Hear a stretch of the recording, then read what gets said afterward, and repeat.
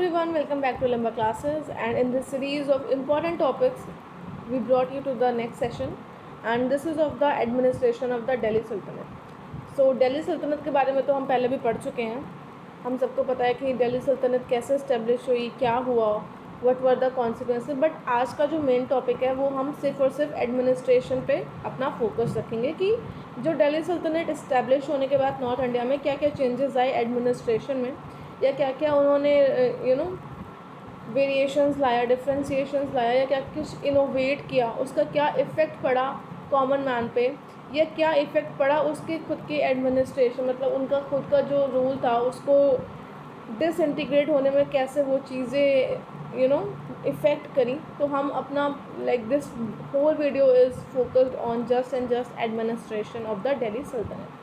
So without wasting much of a time let's just begin our class. So Delhi सल्तनत में जो सबसे important office था वो कौन सा था? Of course it is of a sultan. तो जो सुल्तान होता था, मोस्ट ऑफ द पावर्स वो उसके खुद के ही कंट्रोल में होती थी.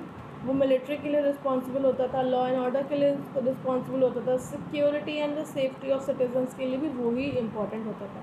एक्चुअली ये थिंग थी ना, मिडिवल जो पीरियड था दिस दिल्ली सल्तनत, तो इसमें ये था कि जो सुल्तान होता था या जो भी जो रूलर होता था वो ज़्यादा फेथ नहीं रखता था अपने अंडर में वर्क कर रहे ऑफिसर्स पे या खुद की फैमिली पे भी. तो सुल्तान ऐसे भी थे जो अपनी फैमिली पे भी बिल्कुल भी ट्रस्ट नहीं करते थे in terms of sharing of the power, and they use to concentrate a lot of power in their own hands. और इसका बहुत ही बड़ा एग्जाम्पल था बालबन. तो Balban was very insecure about his administration और empire, and he use to dispense most of the task himself only. So coming back to the administration, the Sultan's office was most important in the Sultanate, and the supreme political, military and even legal authority was vested in him. वो responsible होता था safety और security के लिए, state के citizens के लिए. वो एडमिनिस्ट्रेशन के लिए रिस्पॉन्सिबल होता था, एंड वो कमांडर इन चीफ भी होता था मिलिट्री फोर्सेस का. वो रिस्पॉन्सिबल होता था लॉ एंड जस्टिस के लिए भी. सो इन सारे फंक्शंस को अपॉइंट करने के लिए वेरियस ऑफिसर्स भी थे, जिनके बारे में अभी हम आगे वीडियो में पढ़ेंगे, right. So I was telling you about the Balban का जो एडमिनिस्ट्रेशन था ना, ही वॉज वेरी स्ट्रिक्ट. तो वो जब पनिशमेंट देते थे तो वो अपने क्लोज रिलेटिव्स को भी स्पेयर नहीं करते थे. अगर उन्होंने भी कुछ डीड किया है या कुछ मिसटेक किया है, they also have to pay for that. तो बालबन इसके लिए भी काफ़ी नोन था that he was a very strict ruler. Now coming back to the central administration. तो the sultan was assisted by a number of ministers. Obviously अगर इतना बड़ा एम्पायर था, दिल्ली सुल्तानत एक टाइम पे साउथ के मदुरई तक एक्सपेंड हो गया था. तो इतने बड़े एम्पायर को रन करने के लिए, प्रॉपरली रन करने के लिए आपको ऑफिसर्स तो चाहिए. तो उन officers like ministers in those times, तो the sultan was assisted by a number of ministers who were chosen by him. जो सुल्तान खुद ही चूज़ करता था, एंड वो तभी तक ऑफिस में रहते थे जब तक सुल्तान को या तो किंग को उनके ऊपर फेथ रहता था. The number and powers and functions of the ministers varied from time to time. Definite system of administration developed after the 13th century. तो जो सुल्तान के बाद एक बहुत ही higher respectable and powerful also जो ऑफिस था वो किसका होता था? वज़ीर का होता था, right. So the wazir were primarily military leader in the sense कि ही वॉज असिस्टिंग द, मतलब जो मिलिट्री का पूरा कमांड होता था वो सुल्तान के पास होता था, लेकिन मिलिट्री को असिस्ट कर पाता था वो वज़ीर करता था, right. So in the 14th century, Wazir began to be considered more an expert in revenue affairs and presided over a large department dealing both with the income and expenditure also. So like revenue हमेशा से एक important office होता है. इस revenue is of course जो administration है उसका base क्या होता है कि कितना ज़्यादा enriched या successful एक administration है वो उसके revenue पर depend करता है, right. So in the 14th century, the Wazir began to be considered more an expert in revenue affairs and presided over a large department, declining both the income and expenditure, dealing with both income and expenditure. तो Mohammad Tughlaq paid close attention to the organization of the revenue department because it is a main department, no? So his वज़ीर ख्वाजा जहान, उनके वज़ीर का क्या name था? ख्वाजा जहान। किसके वज़ीर थे वो? मोहम्मद तुगलक। वो वाइडली रिस्पेक्टेड थे and was left in charge of capital when Mohammad Tughlaq went out to deal with the rebellions।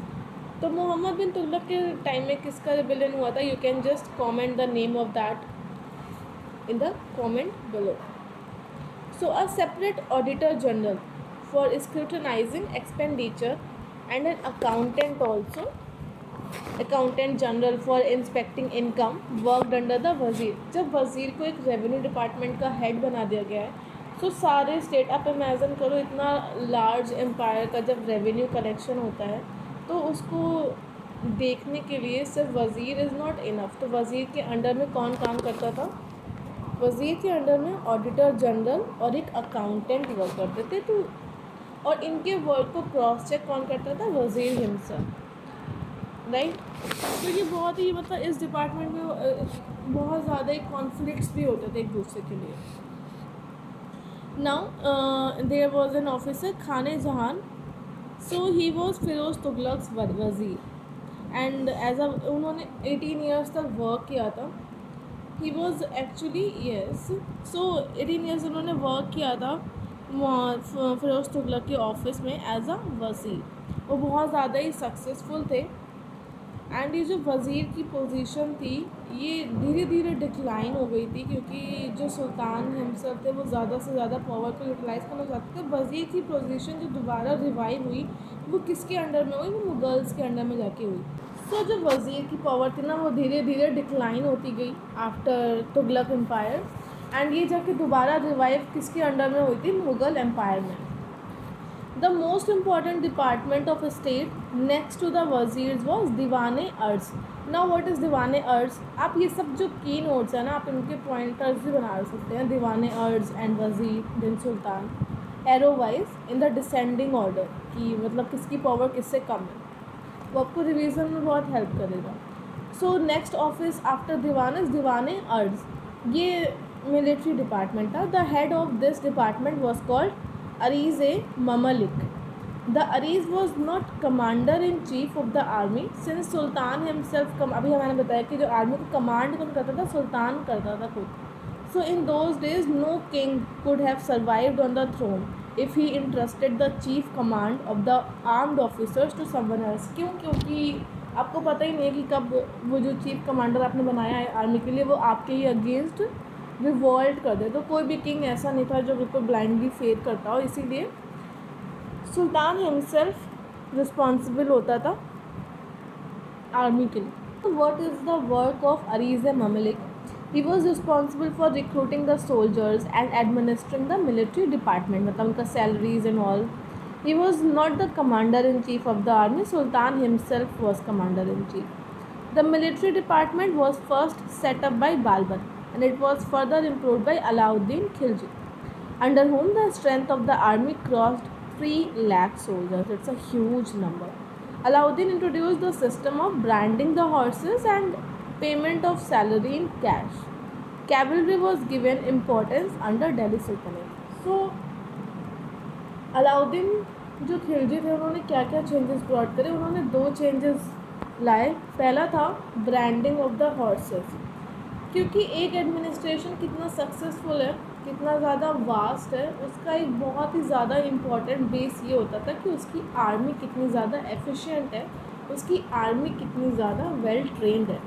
तो जो इसमें ब्रांडिंग ऑफ हॉर्सेस है इसका मतलब ये होता था कि पेमेंट उनको तभी मिलती थी जब वो एक डेफिनेट सेट होता था इंस्ट्रक्शंस का फॉर हॉर्सेस।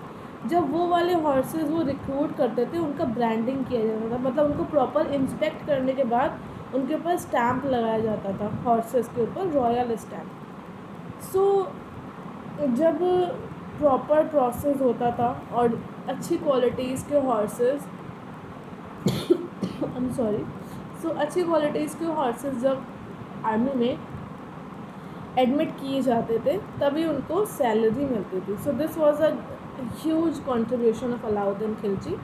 ये बाद में भी रूलर्स ने उनको एक्सेप्ट किया।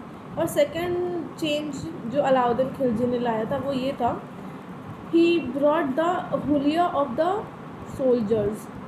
तो हर सोल्जर का प्रॉपर डिपिक्शन होता था। फॉर एग्जांपल हम ऐसा बोल सकते हैं जैसे अभी हमारा आधार कार्ड होता है, उसमें हमारी डिटेल्स होती है, ऐसे ही अलाउद्दीन खिलजी के टाइम में प्रॉपर डिपिक्शन होता था हर सोल्जर का, उनका फेस का और बाकी उनकी जो इन्फॉर्मेशन थी वो सब उसमें स्टोर की जाती थी।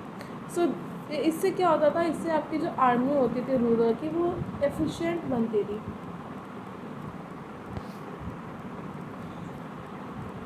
Right, next is Diwan-i Risalat was the department of religious affairs. Diwani Rasalat, it was headed by Chief Sadr. Grants were made by this department for the construction and maintenance of mosques, tombs, madrasas.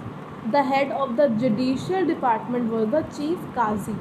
Other judges or qazis were appointed in various parts of the sultanate. क्या होता था, वो ये देखते थे कि कहाँ पे कंस्ट्रक्शन होना है, मेंटेनेंस होना है मॉस्क का, टॉम का और मदरसा में क्या होता था उस टाइम में पढ़ाई होती थी। सो जो मुस्लिम चिल्ड्रंस थे वो मदरसाज में जाते थे और उनका एडमिनिस्ट्रेशन, वहाँ पे जो टीचर्स हैं उनकी पेमेंट और how they are working, proper dispensation of education and learning, so इन सबको वो देखते थे। वो थे दीवानी रसालत। राइट, काजी का जो एक चीफ काजी होते थे वो जो मेन कैपिटल होता था वहाँ पे होते थे। बाकी छोटी छोटी जगह पे आप ऐसा कह सकते हो स्टेट्स में, लाइक प्रोविंसेस में और विलेजेस में भी काजीज होते थे कि वहाँ पे वो लॉ को डिस्पेंस करें। मुस्लिम पर्सनल लॉ और sharia was followed in civil matters. तो जो मुस्लिम क्रिमिनल मैटर्स में किंग खुद डिसीज़न देते थे, जो सिविल मैटर्स होते थे वो मुस्लिम लॉ के अकॉर्डिंग किए जाते थे, और जो हिंदू होते थे उनके जो मतलब केसेस होते थे सिविल केसेस वो पंचायत के द्वारा सॉल्व किए जाते थे। क्रिमिनल लॉज जैसे मैंने आपको बताया वो कौन देखता था, sultan himself administer the criminal laws. So coming back on the central, there is also one in department. So the name of the department is Diwan-e-Insa. Now what is Diwan-e-Insa? Diwan-e-Insa is a department of communication, right? अगर the sultans की दूसरे state से कोई treaty करनी है या सुल्तान की अपने ऑफिसर्स, पर्सनल ऑफिसर्स की कोई मीटिंग बुलानी है, कुछ इम्पोर्टेंट सडनली कुछ मैटर आ गया उसको डिस्कस करना है, कोई रिवॉल्ट है, तो इन सारी चीज़ों को कौन देखता था, मेंटेन करता था और ऑफिसर्स को बुलाता था, उनकी मीटिंग ऑर्गेनाइज करता था, या अपने यहाँ से लाइक जैसे एम्बेसडर्स जाते हैं दूसरी कंट्रीज़ में तो उन एम्बेसडर्स को उस टाइम पे जो मतलब भेजा जाता था तो वो सब किसके अंडर में आता था, वो सब आता था दीवान-ए-इंसा के अंडर में। Right,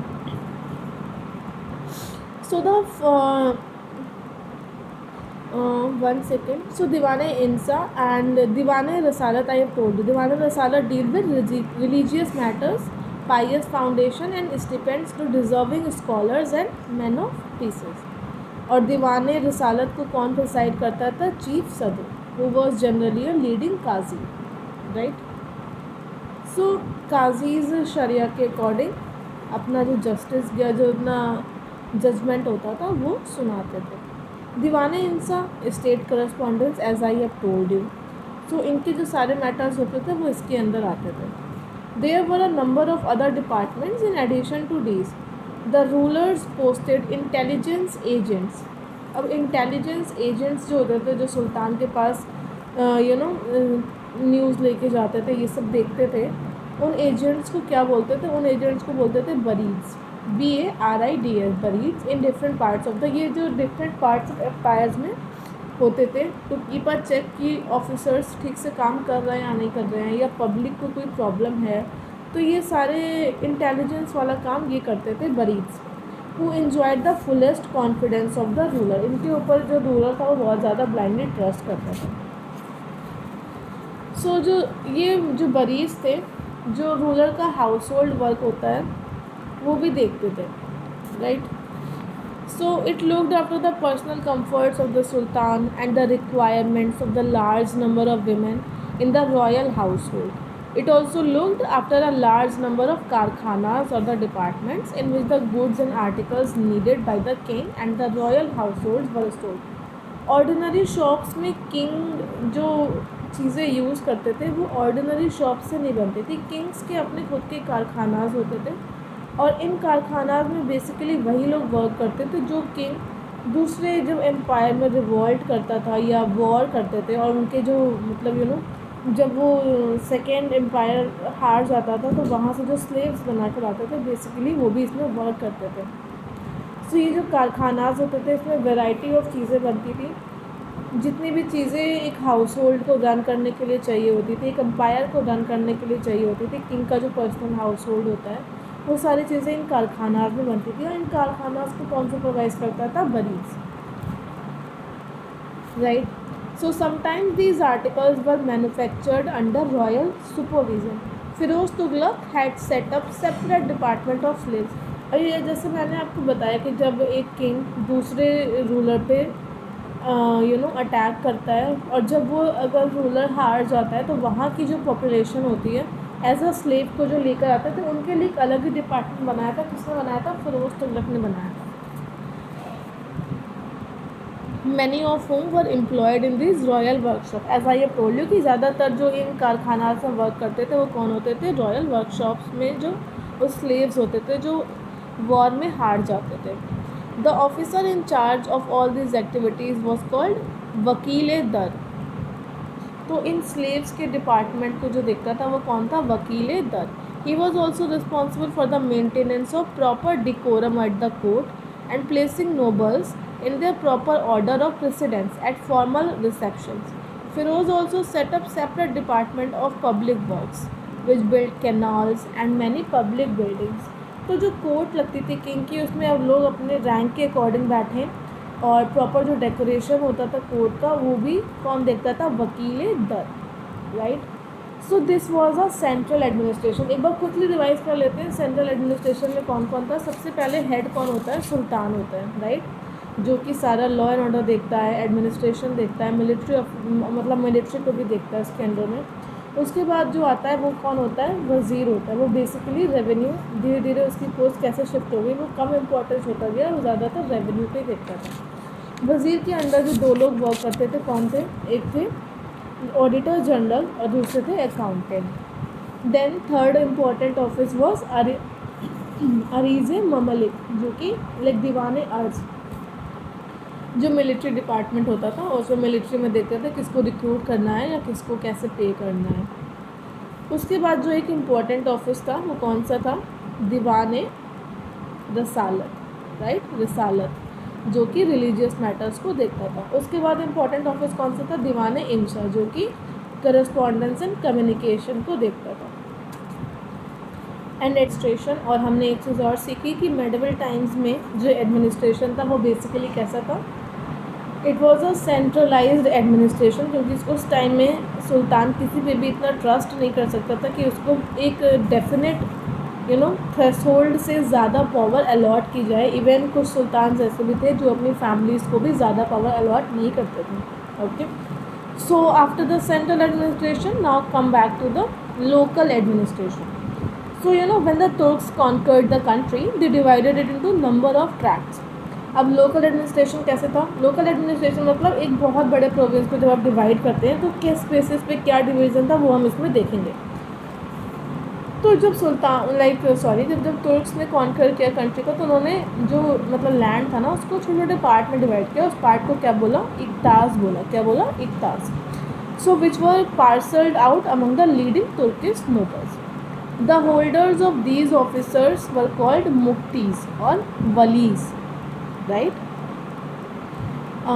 So if were these tracts which were later became provinces. So जो इक्ताई थे ना वो बाद में क्या बन गए? प्रोविंस बन गए. प्रोविंस मतलब स्टेट. और उस टाइम इनको क्या बोला जाता था? Subas, right. So we are told that under Mohammad Tughlaq there were 24 provinces stretching up to Mabar in the south. अभी मैंने आपको पहले भी बताया कि जब जो सुल्तनत एम्पायर था वो धीरे धीरे टाइम के साथ कहाँ तक एक्सपेंड हो गया था? मदुरई तक एक्सपेंड हो गया था.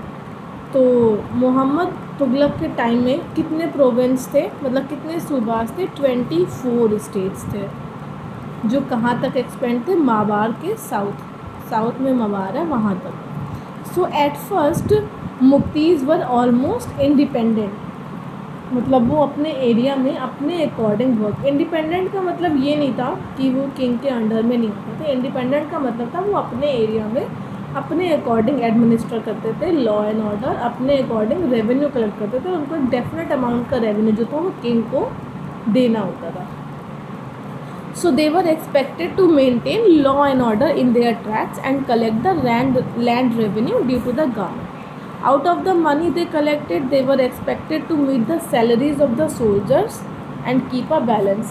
So ऐसा होता था कि जब किसी को इतना अलॉट होता था ना, तो उस प्रॉपर्टी को प्रॉपर मेज़र किया जाता था कि उसमें एक एवरेज कितनी इनकम होगी ईयरली, और उस ईयरली इनकम के बेसिस पे जिस ऑफिसर को वो इतना अलॉट होता था, उनको ये बोला जाता था कि आपको इतने नंबर ऑफ इतने नंबर ऑफ सोल्जर्स को रिक्रूट करना है, उनको मेंटेन करना है, उनको सैलरी देनी है, हॉर्सेस आपको रिक्रूट।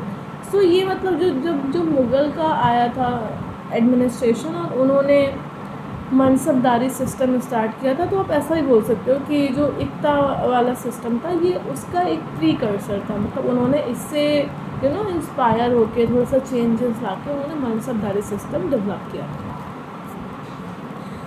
सो इक्ता की सैलरी के बेसिस पे ऑफिसर्स को अपने सोल्जर्स रिक्रूट करने होते थे और हॉर्सेस रिक्रूट करने होते थे।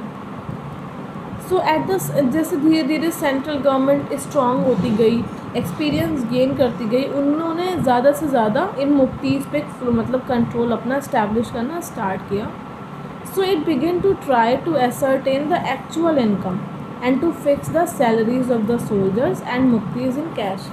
फिर पहले तो ये होता था ना कि वहाँ पे वो फ्रीली अपना एडमिनिस्टर करते थे एक ताज में अपने अकॉर्डिंग, बट जैसे जैसे किंग की पावर बढ़ी, जैसे जैसे उसने इंडिया में उनको इस्टेब्लिश करने में थोड़ा टाइम लगा इनिशियली, जैसे जैसे उन्हें एक्सपीरियंस हुआ, तो उन्होंने इन मुफ्तीज़ पे अपना कंट्रोल और ज़्यादा हार्ड या स्ट्रॉन्ग किया। एंड देन उन्होंने फिक्स्ड सैलरी कर दी both of this officers and the soldiers recruited bye these officers, and they were paid in cash, right. So the mufti was not required to remit the center the balance of the income after meeting the expenditure. अब उनको जो actual income थी ना वो देनी पड़ती थी। The auditing of the accounts which took place after the couple of years was often accompanied by the harshness including torture and imprisonment of the muftis. तो मुफ्तीज़ की जो इनिशियली जो फ्रीडम थी वो बीच में आके लॉस्ट हो गई थी, और ये दोबारा कब रिस्टोर करी गई, ये थोड़ा रिलैक्स की गई फिरोज़ तुगलक के टाइम में। सो प्रोविंस हमने पढ़ लिया, प्रोविंस को क्या बोलते थे? सूबा। ना अब सूबा के अंडर में क्या आता है? So below the provinces that is सूबा क्या आता था? Six, and below them Pargana. Okay, so now what is six? Sikh को पहली बात तो कौन एडमिनिस्टर करता था? जो ऑफिसर से क्या बोलते थे? सिखदार बोलते थे। और जो परगना यानी विलेज होता था लोएस्ट मोस्ट, उसको कौन हेड करता था? आमिल बोलते थे। The village remain the basic unit of administration, और विलेज के जो हेडमैन होते थे उन्हें क्या बोलते थे? मुकद्दम बोलते थे या फिर चौधरी बोलते थे। The village accountant was called patwari. आज भी पटवारी की पोस्ट हम लोग देखते हैं, right. So we do not know much about the administration of these unit in the sense of village unit के बारे में हमें ज़्यादा पता नहीं है according to the sources available. We are told that the villages were grouped into the units of 100 to 84. आप लोगों ने सुना भी होगा 84 गाँव। So villages मतलब 84 villages को बोल के एक यूनिटी बनाते थे या 100 villages की। So this must have been the basis of parganas. Parganas means village. The pargana was headed by the amil. The most important persons in the village were khud. खुद मतलब वो होते थे, खुद मतलब वो होते थे जैसे कि जो फार्मर्स होते थे, जो जिनकी खुद की लैंड होती थी, वो अपनी ही लैंड पे वर्क करते थे, उनको बोलते थे खुद, यानी कि लैंड ओनर्स। और ये कंसिडर किया जाता था कि ये जो लैंड ओनर्स हैं या जो खुद हैं, ये बेसिकली उसी विलेज को बिलोंग करते हैं, और ये इनके एंसेस्टर्स भी यहीं पे रहते हैं। Okay, So second important post was Muqaddam या फिर headman. We also hear of the village accountant Patwari.